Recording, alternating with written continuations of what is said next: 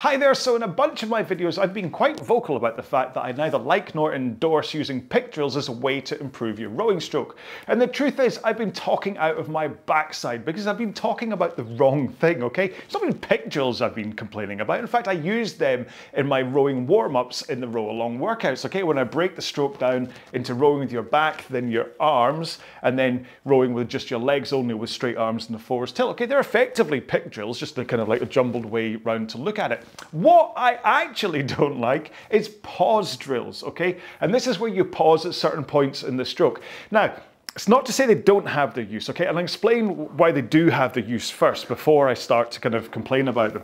And really, if it's someone that's trying to fundamentally change their stroke, okay, and they need to really focus on whether they're getting it right or not, then pausing can help. So if they're the kind of rower that rows like this, almost fell off the back there, okay, so these come up early, they're leaning back the whole time, no power's going in, and they want to fundamentally transform their stroke into one where they finish more powerful at the back, with the handle leaning against their chest, handle comes away over their knees, then doing pauses can help, because what happens is you come in to the back, you then analyze your body and go, right, how's things? Okay, my elbows are a bit low, but okay, how handles it? Posture feels okay here, right? And then you can trigger the return and get used to that into the next stroke. Analyze, yeah, okay, elbows are still down, but, and then trigger the return into the next stroke. And you can take your time over it. It's the same with the front of the machine, okay? So people that kind of come into the front and they're leaning back and they want to turn into that forwards tilt and arm straight, you come into the front and say, right, shins would have got to vertical if I didn't bounce straight back out there. Arms are straight, forwards tilt. Okay, drive. Get into that position again. Yeah, seem okay. What about this time? Oh no, this is useless. And then they can then reset. So pausing to completely rebuild your stroke has its value, okay? And I'm not going to complain about that. But where it becomes dangerous is when somebody that's been rowing that way for a while ends up like this. Okay, so you can see what I'm doing, where it's like every stage of the stroke has now become a pause because they have lost the fluidity, okay? They've lost the flow of the stroke, that you kind of come in and out and never stop. Now, in the concept too, if you stop at the back of the stroke, all that happens is that the flywheel slows down. Nothing else, okay? You don't get any speed from holding at the back of the stroke when you're on a concept 2. And in fact, what happens is you end up wasting energy because you're holding at the back and you're suddenly here, your core is braced as you're kind of holding at the back at a second. And this is, and what I mean, I'm just kind of saying people that row, take a 1 second pause at the back. That tension here at the back just wastes energy, okay? And what I suggest is that you come in at the back and then everything flows straight back out again, okay? So you come in, handle comes instantly away, and the handle triggers that forwards tilt, hands past knees, you're already in the body rock, knees bend, you're into the front again. You're not stopped at the front of the machine, you're not stopped at the back of the machine, you're always flowing through the stroke. And so that you're not artificially letting the flywheel slow down, because you don't want that to slow down. You want it to stay up so that you don't have to keep on getting it back up to speed again, okay? So, and the thing is that you want to be recycling energy, okay? So as you come into the back of the stroke, you create this kind of springy tension between your muscles and your tendons and things that want to release. So if you hold it at the back, you're suddenly just, your body's like, ah, and wants to go, getting like a stretched rubber band. In fact, there's a runner called Frederick Zillen. I hope I pronounced that right. Check him out on YouTube, he's fantastic. And he actually just spoke, this is kind of what's given me the idea for this, about running, about having like kind of bigger moves and running. And he had a great idea to show this with a broom handle. And I'll show you it with one of my battered drumsticks, okay? So if you have a pendulum, when it gets up to the top, you've already used all of the force to get it to the top, okay? So it's done. And that's the back of the stroke, it's the pendulum. So it comes up and it's swinging. Now, it wants to swing back, okay? So if you think of this, the rowing stroke, okay? So that's the back of the stroke, the front of the stroke, back of the stroke, the front of the stroke.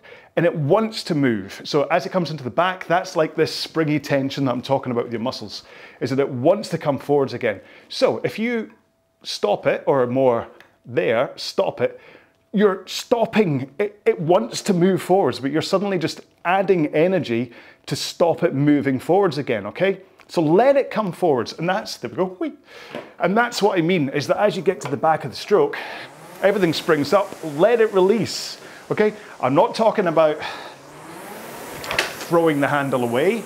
I'm not talking about that shooting forwards. I'm talking about the handle comes in, and then at the same pace you pull the handle in at, you just release it from your body at, while you're still in that backwards tilt, because the handle away is what triggers that forwards tilt, and then you can come into the front again. And so that's why I think artificially inserting pauses into the stroke without then saying stop it as soon as you can. It's the same, in fact, I know I'm ranting, but it's the same with the thing about the scraping of the handle down across the legs. This is very good at stopping you from bending your knees early, okay? Because you cannot bend your knees early and get the handle scraped down the legs, that low return. But the problem with the low return, again on the concept 2, because I'm not talking about real ore and real water and stuff, because that's not what I do, but on the concept 2, if you come down to the front, what happens is a lot, I'm not gonna say all, but a lot of new rowers do that shoulder lift thing as they bring the handle back up. Okay, so instead of coming to the front and then raising the hands and then coming out, which I probably still got that wrong myself anyway,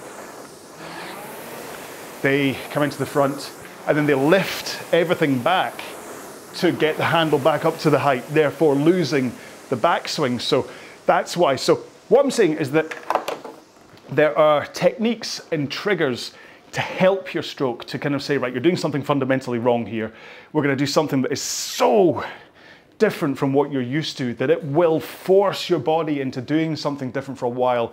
You do that for enough time for it to become a natural stroke, okay? So you do the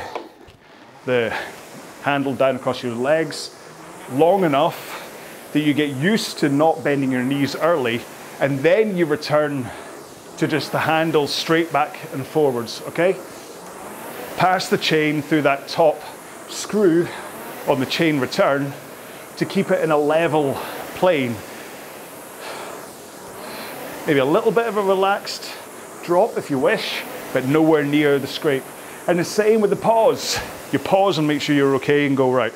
And then once you're used to this, you then have enough time to finish, release, analyze your posture, but there's no pause going on here. That recycled energy, the momentum of you pulling in the handle is released into the handle forwards, which then triggers that forwards tilt.